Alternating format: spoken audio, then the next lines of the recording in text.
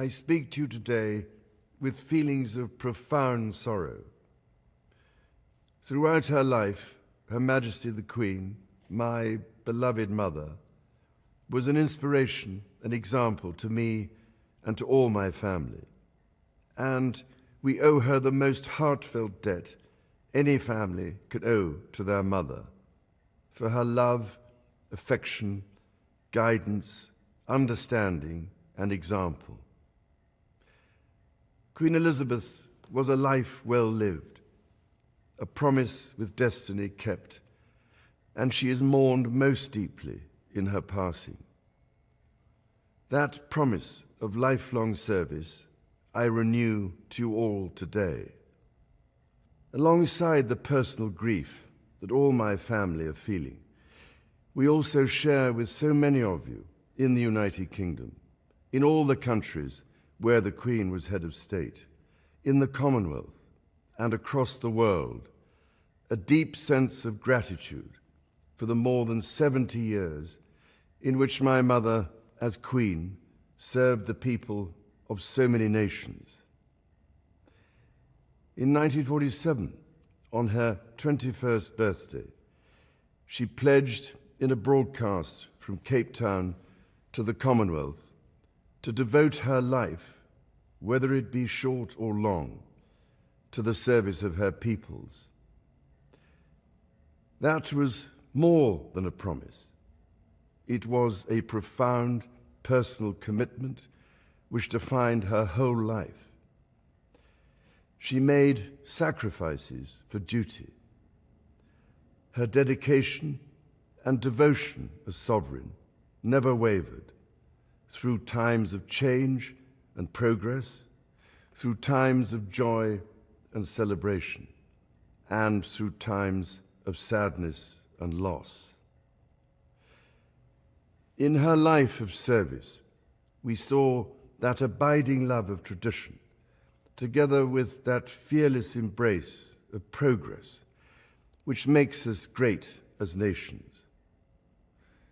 The affection, admiration, and respect she inspired became the hallmark of her reign. And as every member of my family can testify, she combined these qualities with warmth, humor, and an unerring ability always to see the best in people. I pay tribute to my mother's memory, and I honor her life of service. I know that her death brings great sadness to so many of you, and I share that sense of loss beyond measure with you all. When the Queen came to the throne, Britain and the world were still coping with the privations and aftermath of the Second World War, and still living by the conventions of earlier times. In the course of the last 70 years, we have seen our society become one of many cultures and many faiths. The institutions of the state have changed in turn. But through all changes and challenges, our nation and the wider family of realms, of whose talents, traditions, and achievements I am so inexpressibly proud, have prospered and flourished. Our values have remained, and must remain, constant. The role and the duties of monarchy also remain, as does the sovereign's particular relationship and responsibility towards the Church of England, the church in which my own faith is so deeply rooted. In that faith and the values it inspires, I have been brought up to cherish a sense of duty to others and to hold in the greatest respect the precious traditions, freedoms, and responsibilities of our unique history and our system of parliamentary government. As the Queen herself did with such unswerving devotion, I too now solemnly pledge myself, throughout the remaining time God grants me, to uphold the constitutional principles at the heart of our nation.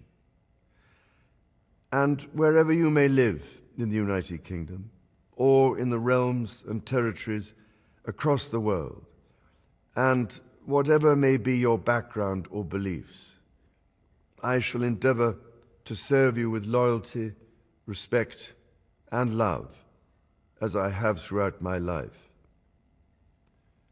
My life will, of course, change as I take up my new responsibilities.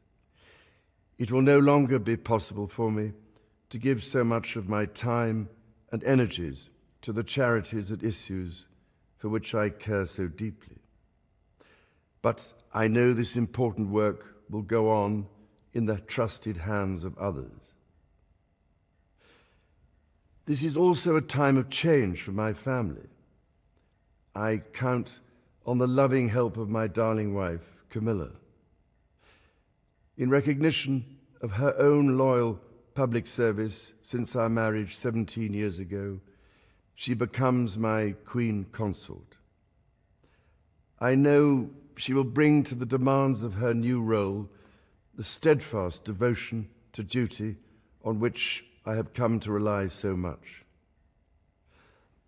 As my heir, William now assumes the Scottish titles which have meant so much to me.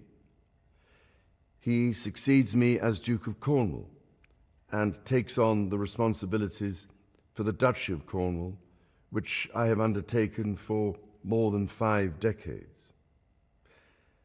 Today, I am proud to create him Prince of Wales, Tywysog Cymru, the country whose title I've been so greatly privileged to bear during so much of my life and duty. With Catherine beside him, our new Prince and Princess of Wales will, I know, continue to inspire and lead our national conversations, helping to bring the marginal to the centre ground, where vital help can be given. I want also to express my love for Harry and Meghan as they continue to build their lives overseas.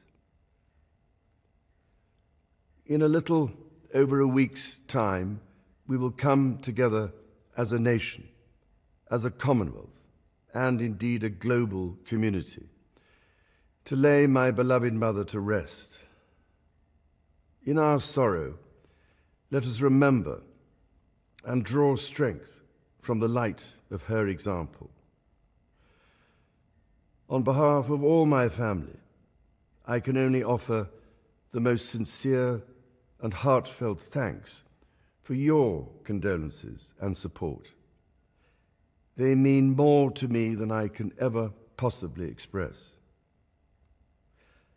And to my darling Mama, as you begin your last great journey to join my dear late Papa, I want simply to say this: thank you.